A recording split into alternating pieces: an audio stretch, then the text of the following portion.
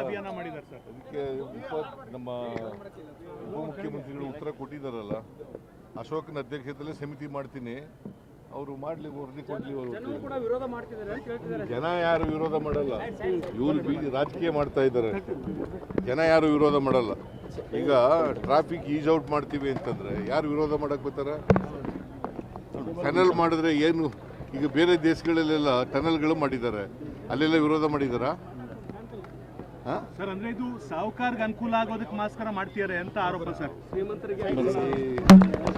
ಕಾರ್ಗಳಿರೋರು, ಬಸ್ಗಳಿರೋರು, motor bike ಇರೋರು, ಕಾಲ್ನಡಿಗೆಲ್ಲಿ ಹೋಗೋರು ಎಲ್ರಿಗೂ ಅನುಕೂಲ ಆಗಲಿ ಅಂತಲೇ ಮಾಡೋದು.